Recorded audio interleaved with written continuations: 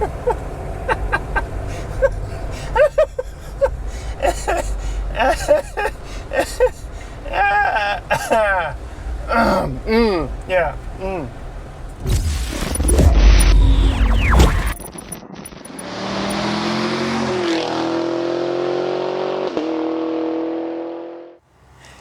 Hey gearheads, and welcome to Garage Talk. I'm Corey, and this is the least conspicuous vehicle I have ever tested here on GT Garage Talk.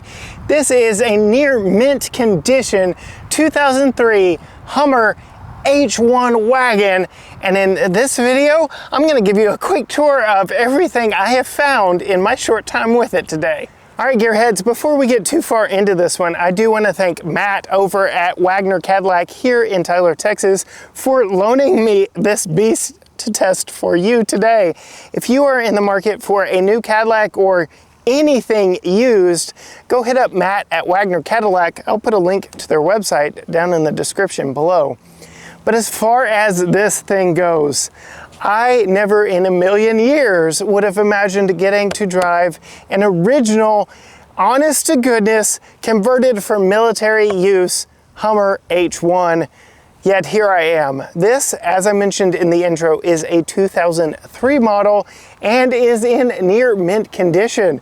I've heard stories about how these age and age very poorly over the years, but at nearly 20 years old, you would hardly be able to tell it. This is in better condition than my 2013 year model car, because I really think that this one has been very well kept. Starting under the hood here, which I can't open because of this bull bar, because it does actually fold forward, but it is a 6.5 liter turbo diesel, making 195 horsepower and 450 pound-feet of torque.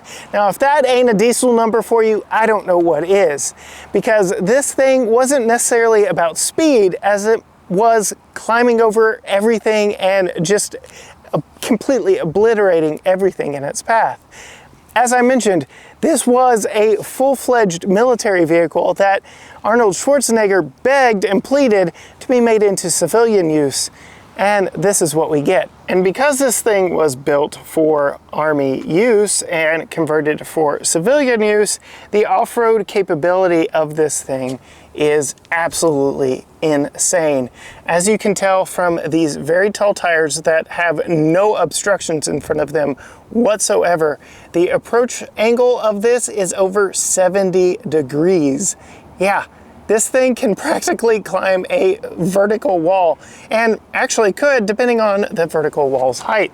You can see this one does have a winch on the bull bar there as well, and 16 inches of ground clearance on this one, because as you'll see when we get inside, all of the normal components that you would find underneath the vehicle, well, they're tucked up in between the passengers, which is one reason why it is so incredibly warm in there on this 100-degree East Texas day. Moving to the side profile, this is, as I mentioned earlier, the wagon version. You could also get a 4-seat with a pickup truck bed back here on the back, and certain models did have a soft top, so that would be very interesting to have a complete ragtop H1 Hummer, but this one, luckily for me on this hot day, is a hardtop.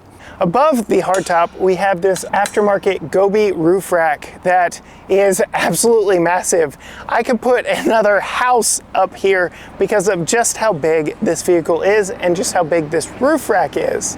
You can see back here, we have 2 fuel tanks, because yes, there is an auxiliary fuel tank. Again, the go anywhere, do anything. You've got to have enough fuel to make it to wherever you're going. It doesn't matter if you can climb over everything if you can't power the beast.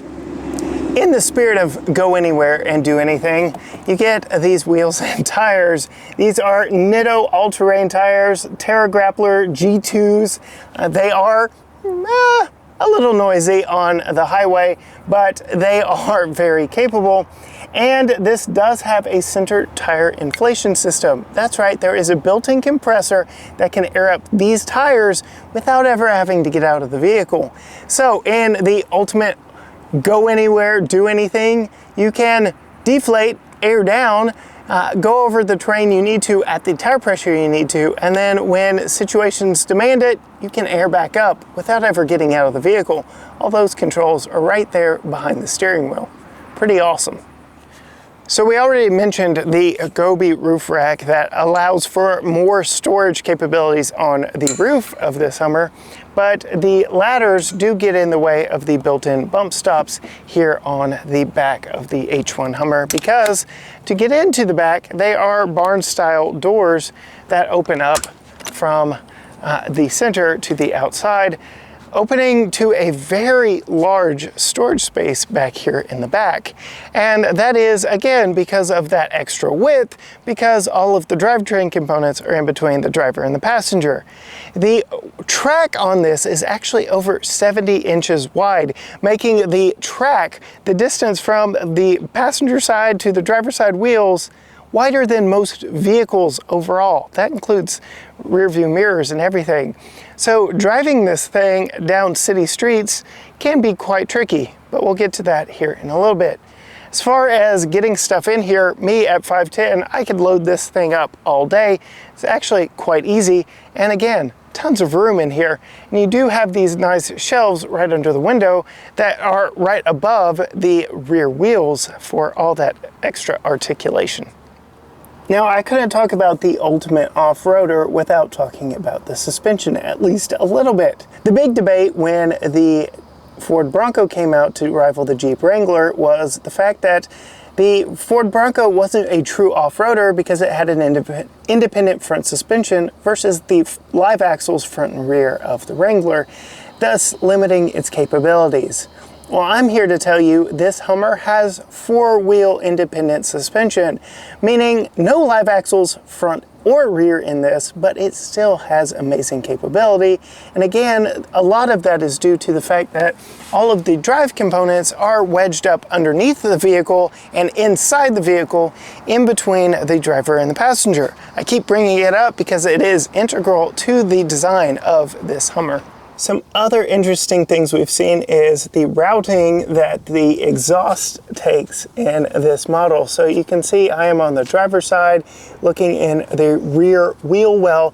You can see the exhaust comes out from that center tunnel up and over the rear wheel here and drops out at the back of the vehicle. Very interesting packaging for the exhaust here in this 03 Hummer H1. Getting in the 03 H1 Hummer is actually not too bad for someone that's 5'10" like me, and you're really just relegated to your driver's seat right here because you do, again, have this giant center tunnel dividing me from you right now that have all of your drivetrain components in it, whether it be your transmission or the drive shaft going to your front and rear axles. Everything is up underneath here, and does contribute for a very warm cabin in here because, again, this was designed for military use, not civilian use. This does have AC, but even on full blast, 100-degree temperatures, I got a little bit toasty in here, to say the least. I do have window controls here. I do have my drive mode selector right here with an automatic transmission, 4-speed automatic transmission. I do have a 2-speed transfer case for high and low. There are some aftermarket additions to this one, including the Alpine stereo system that does actually have a decent rear view camera built into it. That rear camera is on that back bumper, and it gives you a nice 360 view, even if it is a little bit grainy, but that wasn't factory with the vehicle. That's particular to this one, so I won't get into that too much. Gauge cluster is very much what you need to know. You get your fuel gauge, your temp gauge. Behind your steering wheel, you get your speedometer, which does seem to be stuck at about 12 miles per hour, even with the vehicle off, and your tach, which has 4,000 RPM as the top number on here. So if that's not a dead giveaway as to what's under the hood, I don't know what is. Oil temp, battery life over here on the left. And the steering wheel is leather wrapped and padded. that's about all I'll say for that. Over here is your tire pressure information. You can inflate or deflate from that central tire inflation system right here, just the flip of a switch, as is the switch for my fuel tanks. I can go from the main to the auxiliary without a problem. Air conditioning controls are here under the touchscreen infotainment, and you can flip that fan speed to high or low or just plain off. Defrost right here above your window switches, but really it's fairly basic and utilitarian in here because, again, this is a military vehicle that was converted for civilian use. This does have a sound system in it. I have 2 speakers up here just for myself. You've got 2 over there, and then the rear passengers have 2 over both of them back there. Got 1, 2, 3, 4 cup holders up here, but they're all quite a reach for me as well. And I have some of my equipment stored up here as well. Locking storage both here and here for just a little bit of extra storage space, but yeah. Not a whole lot of unique storage here in this Hummer, again, because of that powertrain. Sensing a theme here? Let's check out that back seat. So this is the first time I'm actually getting into the back seat of the Hummer, and I have seen reviews about how tight it is back here, and whoo, it's like a bank vault closing. It's really not too bad, but you're sitting to the side and kind of upright. There isn't any give or recline to the seat either. I've got some AC vents back here. I've got some controls for the entertainment system here that look very much ripped out of early 2000s General Motors products. I do have a power outlet right here that is USB. USB over there. Those look like they were put in aftermarket. And then tons of space that my brother and I would have loved to have between us on road trips growing up, because there's no way I'm even reaching him and annoying him all the way from over here. And then open area to this back cargo area. You do have some Velcro storage back here and some pockets. So as far as a road trip vehicle, I can see where you can at least bring a lot of cool stuff with you, but the ride, whew, it's getting a little toasty back here.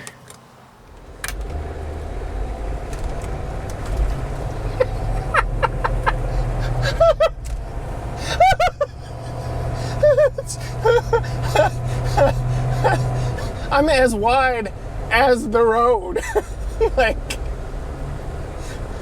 I'm driving on the line in the center.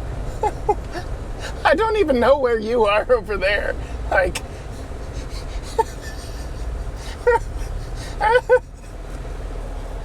oh my goodness. Like, you're in another zip code. Not many vehicles have put me at a loss for words on this channel. The 91 Lamborghini Diablo definitely did, as does this 2003 Hummer H1. I feel like I could channel my inner Arnold Schwarzenegger. I'll be back. So you may be asking, what is it like actually driving a Hummer? A real Hummer. Not the electric Hummer. This thing is definitely not world friendly. Not the H2 or the H3 or the H3 truck. No, what is it like driving an honest to goodness, converted from military to civilian use Hummer really like? And it's not that surprising. I mean, okay, it is and it isn't. First thing I will note, the rearview mirror with its digital compass on it has said up to 101 since I've been driving it today, and I believe it 100%. And the military never really had to contend with air conditioning, and the air conditioning in this one is not great. I've got it turned up loud enough that you can probably hear it, and it's just so I can have some sort of circulation. I am literally sitting in a pool of my own sweat right now. That is no exaggeration. My pants are soaked. I would not want to go out in public after driving this in a Texas summer heat. That's just putting that out there. Even at full blast, this AC struggles to keep up with a Texas summer heat. But, I mean, it's kind of the price you pay for the ultimate off-road capability. I can think of no other vehicle as competent as the Hummer off-road. This thing was built to go anywhere and do anything, literally anything. The approach angle is basically a vertical wall. You can climb vertical walls in this thing, and the departure angle is about just the same. This thing truly is a go anywhere, do anything beast. And the civilian side of things suffers because of that. Interior space, while I'm comfortable, it's not exactly ample.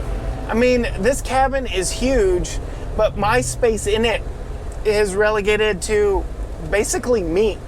Like, I can barely reach halfway across the dash here because, well, this thing is just that wide. It is absolutely massive. So everything needs to be placed here in front of me in a rather compact packaging. I can't even think of the word. Because this is somebody's vehicle, or was, could be yours, there are some luxurious accessories like the color touchscreen here, which does have a backup camera and some version of a 360 camera, but the resolution is not all that great. Window controls for the 3 other windows are right here on the center console next to me. I've got cup holders here, plenty of extra room in here, but not so much for people. Maybe more cargo than people, because that back end, it's actually quite ample and you can store quite a bit of stuff back there. As far as driving dynamics, I've already mentioned I'm in East Texas. The roads around here are actually kind of meant not for this particularly, but for big vehicles. And that means this thing isn't as hard to drive around as you would imagine, at least here in Texas. I don't know if you can notice, but I am firmly on the brakes right now. There's a little roll forward and back as you come to a stop. There is a little bit of give when you come to a stop in this, and it's actually kind of fun, but makes me stand on the brakes all that much harder. The brake pedal, it's no race car. You definitely have to step on it, but I've been able to reframe my brain for driving this fairly quickly and easily. Basically, I'm telling myself I'm driving a school bus because it's as wide as a school bus, no doubt. And that diesel definitely lets me know I'm in something big and powerful. And then just the general driving dynamics feels about like a school bus. But I can say with full authority and confidence, this is the least conspicuous vehicle I have ever driven. And I've driven a purple Rolls-Royce Cullinan, and I've driven a Lamborghini Diablo. Granted, that one was mostly around my neighborhood because I was scared to take it anywhere else. But this thing turns heads everywhere I go because 1, it's so big, 2, that diesel is quite loud, and 3, you just don't see big military vehicles going down the road that often. This thing is insane, and I can't help but drive with a smile on my face even if I am sitting in a puddle of my own sweat. The steering in this, I mean, I hate to keep going back to the bus. It's a smaller steering wheel than a bus, so there's that. It is leather wrapped and cushiony, but you can very well tell where the non cushion part starts, and it's very utilitarian in nature. I mean, there's a little bit of give in it, there's a little bit of play in it, but I have felt very confident piloting this thing around to the point where I'm just driving it like a normal vehicle. Granted, here in East Texas. Now, I'm gonna have a little bit of fun. I'm gonna pick up my brother and see what he thinks about this.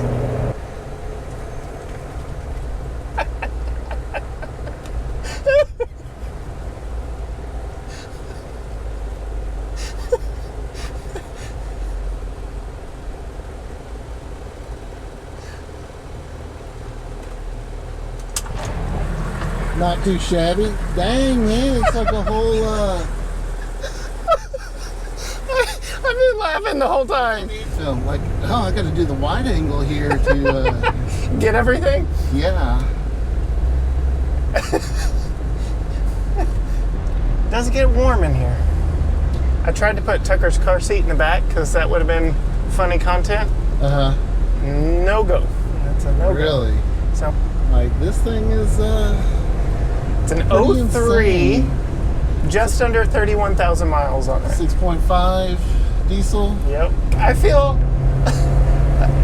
How do I make sure I'm not taking out signs on your side of the car, on your side of the road? Yeah, Like, I mean, you got a little room here. I can see in the convex that I'm like right up on the curb.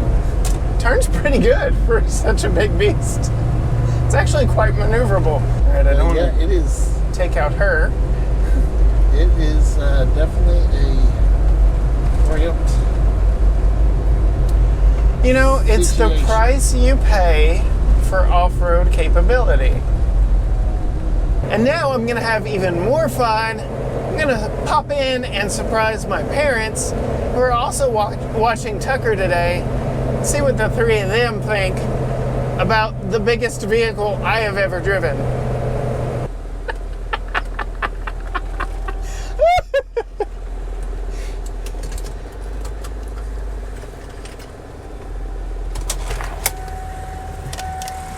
I'll warn you right now, it's hot inside. You want to know how hot?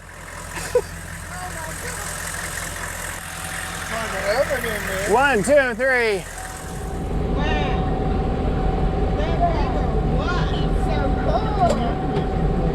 It's not broke. It's a military vehicle that was converted for civilian use. Final thoughts on this 2003 Hummer H1. I love it. I love everything about it. Faults and all, it has so much character because I've referenced it many times. This literally was a military vehicle converted for civilian use. I even love this giant roof rack that was put on Aftermarket. I can store so much stuff up here that it is absolutely insane. I could put a fort up here for Tucker to play on. If you liked this review and want to see more like it, be sure and hit that subscribe button and ring the bell so you're notified every time a new video posts here on the channel.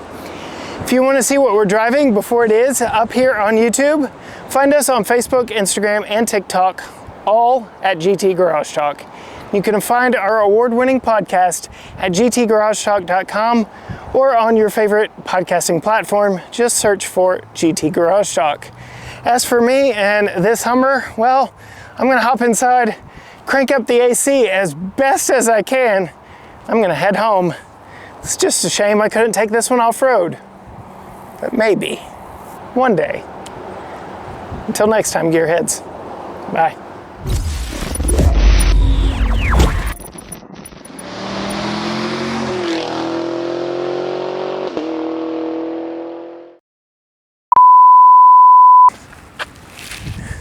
Tim, this is for you. Complaining about being in a car wash with air conditioning? I'm pretty sure ventilated seats on your new Tundra? Yeah, like air conditioning was on full blast. This, I ain't going out in public like this. I'm staying like this on camera all day. I'm turning the air back up. Woo! Axles, frick. Want to do that all over again?